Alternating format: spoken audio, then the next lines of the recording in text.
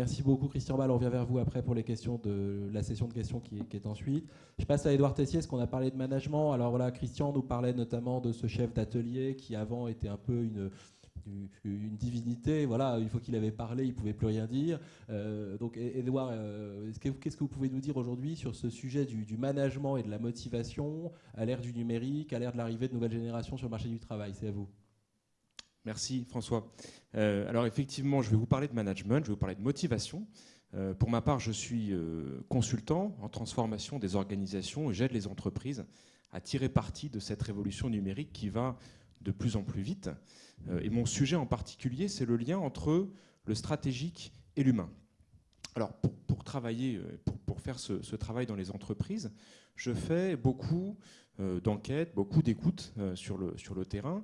Et je voulais vous faire partager une petite musique que j'entends de plus en plus et qui me semble emblématique d'une nouvelle relation à l'entreprise. Alors cette petite musique, c'est quoi? C'est des gens qui disent, quand on leur demande comment ça va dans l'entreprise, des gens qui disent, au fond, l'entreprise ne fonctionne pas très bien, l'informatique est un peu dépassée, les procédures ne sont pas très claires, la stratégie est floue, mon chef est un con, mais je m'éclate dans mon boulot. Et cette petite musique, moi je l'entends de plus en plus souvent, et elle est pour moi importante à entendre parce qu'en fait elle révèle une forme de découplage qu'on a maintenant entre l'individu et le collectif. Au fond, pour plein de raisons qui seraient trop longs de résumer, les gens, quelque part, ont un petit peu repris leur bille, regardent maintenant de manière plus simple et plus centrée leur propre intérêt, leur propre parcours, dans un terrain d'accueil provisoire qui s'appelle l'entreprise, mais qui pourra changer finalement et qui changera beaucoup au fil de l'eau. Alors c'est important, je crois, de bien prendre en compte ce découplage entre l'individu et le collectif, parce que ça éclaire la question du management et la question de la motivation aujourd'hui. Pourquoi? Parce que la motivation, traditionnellement, on l'a souvent construite comme une fonction externe. Autrement dit, la promesse faite par l'entreprise d'une récompense, sous quelque forme qu'elle soit, d'une compensation, en échange de l'implication, de l'engagement d'un collaborateur. Alors, ces récompenses peuvent prendre et pouvaient prendre beaucoup de formes différentes, et le problème, c'est qu'elles ne sont plus très opérantes aujourd'hui. Par exemple, lorsque vous dites à un collaborateur, contrepartie de tes efforts et de ton engagement, je te promets un emploi à vie, je te promets un parcours de carrière, je te promets un intéressement à long terme, eh bien toutes ces questions-là, elles ont de moins en moins de sens, de moins en moins de valeur pour des gens qui, encore une fois, s'apprêtent à changer d'employeur, à changer d'univers, à changer d'entreprise, souvent au cours de leur vie professionnelle. Alors ça ne marche plus très bien, la motivation à l'ancienne, la motivation par l'externe, entre guillemets. Est-ce que pour autant, il faut y renoncer? Est-ce que pour autant, il faut se résigner finalement à ce que les organisations aujourd'hui ne soient que la collection d'individus recherchant chacun leur propre intérêt dans un tout qui n'existe pas vraiment? Faut-il d'ailleurs plus largement se résigner à une évolution de la société qui serait une société d'auto-entrepreneurs, chacun pour soi, chacun vendant ses services au plus offrant, la fameuse France du bon coin, comme le titrait récemment un rapport de l'Institut de l'entreprise. Je ne le crois pas, en tout cas pas totalement, et je pense qu'il existe encore aujourd'hui des leviers de motivation, des leviers qui permettent en fait d'accrocher les individus, d'impliquer les individus dans un projet collectif. Simplement, il faut aller chercher un petit peu plus loin que les leviers traditionnels, et il faut être capable d'aller chercher des leviers de motivation intrinsèques. J'entends par là un bénéfice propre et personnel que chacun peut espérer retirer à relativement court terme, à participer à l'action collective. Et pour ça, je vous propose d'emprunter un chemin qui est un chemin d'écoute, de dialogue, pour essayer de comprendre ses collaborateurs, essayer de comprendre ses équipes, et en particulier essayer de comprendre ce qui les irrite, ce qui les inquiète et ce qui les inspire. Les 3 I. Alors, ce qui les irrite d'abord.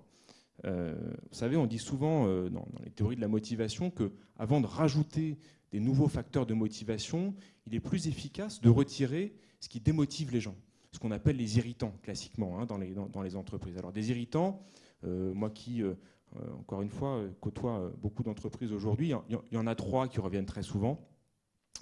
Les bureaux, les horaires, les outils. Et si vous avez des jeunes dans vos équipes, il y a fort à parier qu'ils vous aient exprimé, récemment ou pas, une frustration par rapport à ces 3 dimensions-là, parce qu'au fond, l'entreprise n'est pas tout à fait adaptée, en tout cas dans sa forme traditionnelle, à ce qu'attendent les jeunes générations en matière de flexibilité des horaires, en matière de nomadisme au niveau des espaces de travail, et puis en matière de modernité et de fluidité des outils. Alors là-dessus, moi ce que je dis souvent aux managers, c'est soyez ouverts, écoutez les jeunes qui sont dans vos équipes, aidez-les finalement à construire un environnement de travail moderne, donnez-leur l'ouverture pour le faire, donnez-leur carte blanche, quitte à ce qu'ils d'ailleurs ils apportent leurs propres outils dans l'entreprise, et vous ne serez pas déçus, ça marchera beaucoup mieux pour peu que, en contrepartie de cette flexibilité, chacun ait bien sûr bien conscience des résultats sur lesquels il sera évalué. Deuxième élément important à comprendre à mon sens dans ce nouvel univers, c'est ce qui inquiète les collaborateurs. On voyait à l'instant une courbe qui indique la chute de l'emploi industriel. Plus largement, quand on écoute bien les gens dans les organisations, on a aujourd'hui une forme d'inquiétude un peu diffuse par rapport notamment à cette révolution numérique, parce qu'au fond, les gens ont compris aujourd'hui que c'est un changement global, comme ça a été dit tout à l'heure, et que c'est une révolution qui ne va s'arrêter aux portes d'aucun secteur, d'aucune entreprise, ni même d'aucun métier. Et au fond, chacun aujourd'hui se pose la question, plus ou moins clairement, que va devenir mon métier et moi dans tout ça? Est-ce qu'un jour ou l'autre, je serai toujours utile à l'entreprise, à l'organisation à laquelle j'appartiens? Une petite anecdote pour illustrer ce propos. Quand j'ai créé mon entreprise il y a quelques mois maintenant, au début de l'année, je suis allé dans mon agence bancaire, où d'ailleurs je n'avais pas mis les pieds depuis un grand nombre d'années.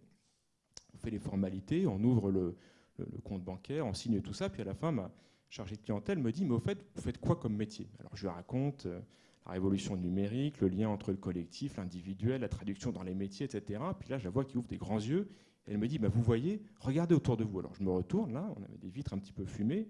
Elle me dit « Vous voyez, il n'y a personne dans l'agence. » Elle m'a dit « Vous voyez, ça nous inquiète, nous, là, les chargés de clientèle, parce qu'en fait, les gens, effectivement, de plus en plus, ils font leurs actes bancaires à distance. Ils ne viennent plus nous voir, ils ne viennent plus chez nous. » Et ça nous inquiète tellement qu'on a eu un grand séminaire il y a quelques mois, on a posé la question à nos patrons, qu'est-ce que vous préparez, comment vous nous préparez finalement à évoluer dans tout ça? Et ils nous ont dit, ne vous inquiétez pas, rien ne change. Alors elle me dit, ce qui m'inquiète le plus, c'est qu'ils nous disent de ne pas nous inquiéter. Alors qu'au fond, nous, on sait très bien que ça change. Elle me dit, vous devriez aller les voir, mes patrons, là. Hein, bon, je sais pas. Alors, ce qui est intéressant, c'est que cette banque, en l'occurrence, a annoncé 6 mois plus tard un plan de suppression de 2000 postes dans l'ensemble de son réseau d'agences en France, justement pour tenir compte des nouveaux usages des clients.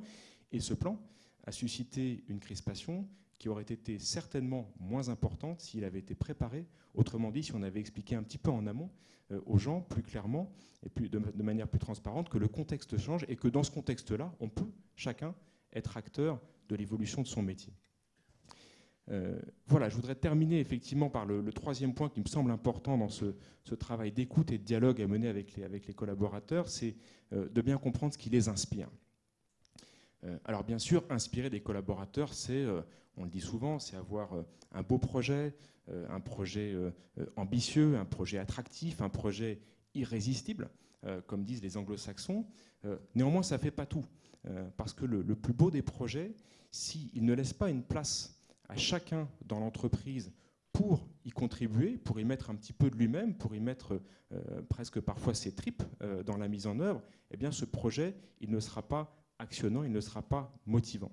Alors voilà, moi c'était simplement ce que je voulais vous dire aujourd'hui, c'est que au fond, si vous avez créé cette marge de manœuvre et cette marge de liberté la plus grande possible pour vos collaborateurs, pour qu'ils puissent contribuer de manière personnelle à un projet dont ils mesurent bien les finalités, alors certainement ils donneront le meilleur d'eux-mêmes et vous ne serez pas déçus. Merci beaucoup. Merci. Édouard, juste une question. Je crois qu'il y a des exemples d'écosystèmes un peu inhabituels qu'ont mis en place les fameuses marges de manœuvre qu'on peut laisser aux collaborateurs aujourd'hui. Notamment, on avait parlé du télémarketing, parce que quand j'étais étudiant, moi j'avais fait du télémarketing, et en fait on se faisait taper sur la tête si on lisait pas l'argumentaire à la virgule près, et donc il fallait recommencer. Et nous on savait tous que la deuxième question, on perdait le client qui nous raccrochait au nez, parce que la deuxième question elle était mal écrite par on sait pas qui, mais si on la disait pas, on était puni. Et Edouard m'a raconté une histoire sur les mêmes centres dits de contact qui montre que là aussi ça a un petit peu changé dans les marges de manœuvre justement. Oui, effectivement, parce que j'en ai visité un récemment. J'étais resté, moi, sur l'image d'Épinal, du centre d'appel, avec des gens qui ont des conducteurs qui doivent suivre avec des embranchements, vous savez, hein, qui probablement nous faisaient perdre les gens assez rapidement dans le processus, avec des chronomètres au bout des bureaux, avec des gens qui surveillent comme des contremaîtres, finalement, combien d'appels vous avez traités dans la dernière heure, etc. etc.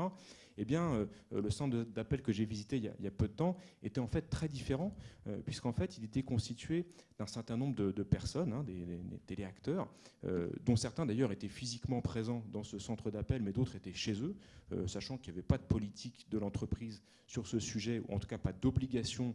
On pouvait travailler, on peut travailler d'où on veut, hein, nomadisme et flexibilité sur les espaces de travail.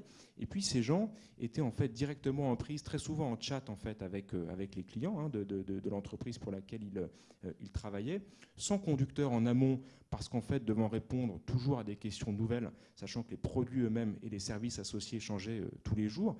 Et donc j'ai vu des gens très autonomes, en prise directe avec leurs clients, très flexibles aussi sur la manière de faire le job, de chez eux ou sur place, en soirée ou en journée, en fonction des convenances et des besoins de chacun. Et puis j'ai vu aussi des managers, puisqu'on parlait de management, exercer un rôle très différent, c'est-à-dire ne plus être dans ce rôle de contremaître à l'ancienne, hein, que j'avais en tête du passé, mais plutôt un rôle de régulation, considérant en fait que les gens, ces fameux téléacteurs, inventaient en fait en permanence des réponses aux nouvelles questions de leurs clients, partageaient ces réponses les uns avec les autres, et le chef là-dedans devenant un espèce de régulateur, vérifiant que les réponses inventées par les gens et partagées avec leurs collègues étaient bien les bonnes réponses, où qu'on pouvait les enrichir. Et donc c'est effectivement, quand on parle de l'évolution du management, souvent on part souvent dans des grandes envolées théoriques sur le manager coach, sur toutes ces questions-là. Il n'empêche que de manière opérationnelle, ça peut fonctionner aussi, et ça peut être même positif et intéressant à la fois pour les collaborateurs et pour les clients de ces entreprises. Merci beaucoup.